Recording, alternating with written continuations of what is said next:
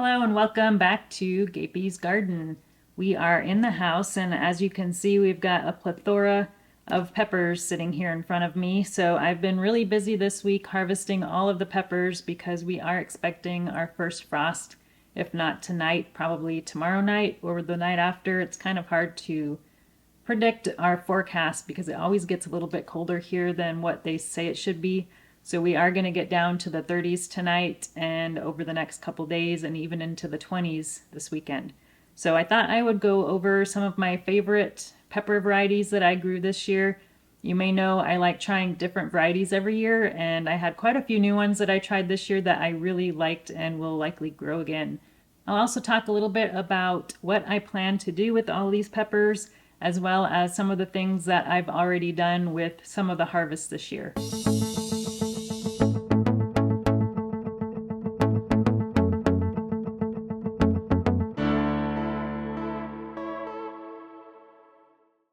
We're going to start with the sweet peppers. I grew quite a few sweet peppers this year. I've kind of gotten away from growing hot peppers because I just like the sweet ones so much better and I do a lot more with them. So a few of the ones that I grew this year, this is the candy cane chocolate cherry, and it's got some really pretty striping on it. It wasn't super productive, but it was a really cool pepper. It had variegated leaves, and even the stem here has some variegation on it. Here's one that's not quite ripe, so it has some really dark striping on it, which is really cool, and it's very sweet, a really tasty pepper. And then one that I've been growing for several years now is Chloe's Sweet Tangerine. So this came from Timothy Moultrup, and this is a kind of a cross that he got from a grocery store and has been growing it out and stabilizing it for several years. And this is probably the sweetest pepper that I've ever grown. It is really, really sweet and tasty. And this year it wasn't quite as productive as it usually is for some reason, but normally it's a really productive pepper. And then these kind of bell-shaped ones, this is a cross that I got from my mom. It's called the Bell Room. It's a cross between a bell pepper and a mushroom pepper. And mushroom peppers have a little bit of heat, and these do have a slight heat. The ones that I grew last year had a little bit more heat and were orange. So it's a pretty unstable cross. I think this was an F3, if I can remember correctly. But I'll probably try growing it again, and I did prefer the ones that I grew last year. Now, another really great sweet pepper that I grew this year is this one here, and as you can see, this basket is completely full of peppers. This all came off of one plant. It was definitely my most productive sweet pepper. This one is called Jolene's Rustic Italian, and the peppers are pretty decent size, really sweet, and one of my favorites this year. I got these seeds from Refining Fire Chilies, but I looked on their website and I couldn't find them on there anymore. And I think these might have actually been free seeds that I got when I ordered some orange Lycia seeds back in 2022. But I'll definitely grow these again, and we'll be saving some of those seeds.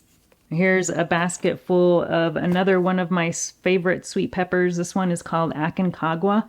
And I originally got these feeds from Matsutake on Instagram back in, I think, 2021. And I've pretty much been growing these every year since then because they are just so awesome. The peppers are just really huge. A lot of them didn't ripen up, but I picked through the plant pretty much all season. It's super productive, not quite as productive as Jolene's, but still really productive, and one I will definitely keep growing. So as you can see, I have got a ton of sweet peppers here, and I don't think I could eat them all before they go bad. So what I'm planning on doing with the sweet peppers is chopping these up and putting them in the freezer. So I did that for the first time last year, and it worked out really well. And I used it all the time for chilies, for fried potatoes, just anything that you would use chopped peppers for.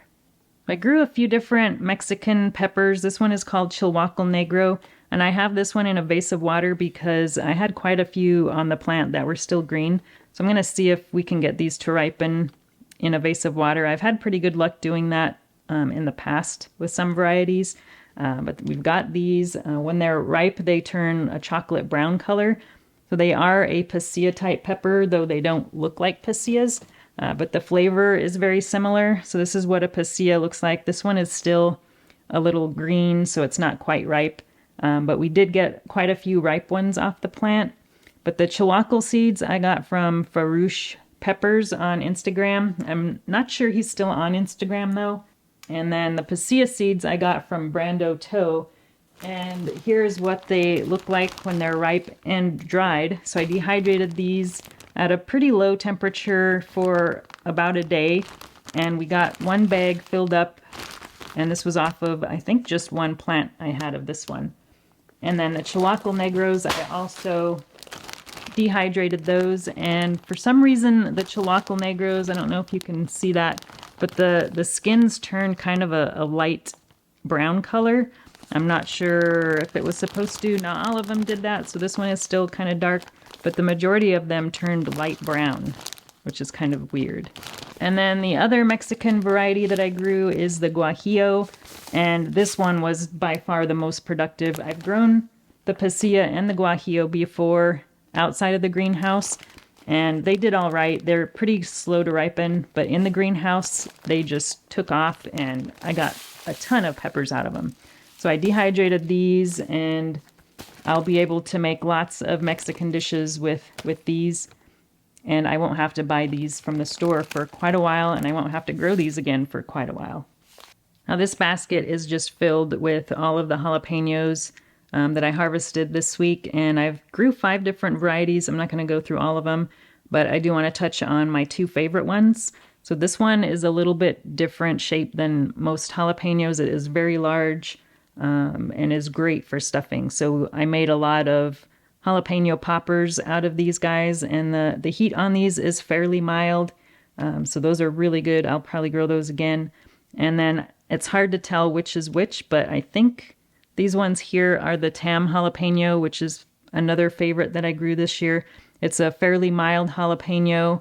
It's pretty decent sized, and I made a ton of cowboy candy already, and I'll probably make some more cowboy candy out of these ones. But if you're not familiar with cowboy candy, here is one of the jars that I canned a few months ago. So it's basically candied jalapenos, and it is super tasty. We like using it on pizza, hamburgers, hot dogs. It's just a really great condiment. One pepper I grow every year, and I probably talk about it a lot as being my favorite pepper, is the Korean Gochu. Now there are several different varieties of Korean Gochu out there, and the one in particular that I like to grow, I got seeds from Kang Star, and he doesn't know which variety it is, but the peppers are really large. They're pretty decent heat, I'd say a medium level. Gochus come in all different sizes and heat levels, but this one is by far my favorite. And the main reason I like this one so much is because it doesn't really turn very rubbery when it gets ripe, and you can leave it on the plant for a really long time. And I love that because I like to do my harvests a bunch at a time. I tried a different variety. I don't know if I have any in here. I tried the Gyopo Gochu this year, and actually it might be these ones here. The peppers are a lot smaller, and unfortunately they don't stay very well on the plant once they're ripe. So I'll probably just continue to keep growing this one that I got from Kangstar. Lastly, we have the Tangerine Tiger, which I've got a whole video about this cross in a recent video that I posted, but it was developed in my greenhouse, and it's believed to be a cross between the Ahi Tangerine from Susan Garza and the Sugar Rush Stripe. So the seeds were saved from the Ahi Tangerine, and when Elena, my friend, grew them out, they ended up coming out with stripes. So that was the assumption, because they were grown right next to each other in my greenhouse. So that makes the most sense. But this is a really neat cross. These were the F4 generation, so I'll be growing F5s next year. But there's still quite a bit of variety in the F4 generation. In fact, one of the peppers that I grew this year turned out to be all red, like this one. And some people have grown all orange ones, and one person even grew one with variegated leaves, which I'm going to try growing next year. But the all red one was all sweet. There was no heat at all in the red ones, but all the other ones I've grown have had at least a little bit of heat, and most of them have pretty thick walls. I did grow 3 different plants, and they came out with 3 different phenos. One of them had a little bit thinner walled skin and had a problem with blossom end rot, so I'm not saving seeds from that one. But this one here is the biggest pepper that I've harvested, and it came in at 31 grams. I know Elena grew some really big ones this year too, but this is a really great pepper, really pretty and kind of a fun one to grow.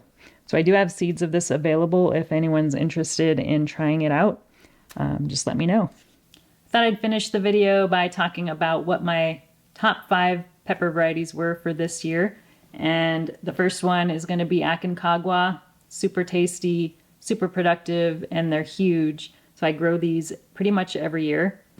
And then the Daigueto jalapeno. So this was my favorite of the jalapeno varieties I grew this year because they're just really large and great for stuffing. And then we've got the Jolene's Rustic Italian. This was my most productive sweet pepper by far and a really good one. I'll definitely grow again. This was a first for me. And then another one that I grow every year is the Korean Gochu. So definitely grow that again and again. And then finally my Tangerine Tiger. So this is a super fruity, sweet pepper with a little bit of heat, and it's got some fun shapes, and you can't beat those stripes. I hope you enjoyed this video. If you have some favorite pepper varieties, let me know what those are. I'd love to try them. So thanks for watching, and we'll talk to you again soon. If you enjoyed this video, please like and subscribe. You can also find me on Instagram, Twitter, and Facebook.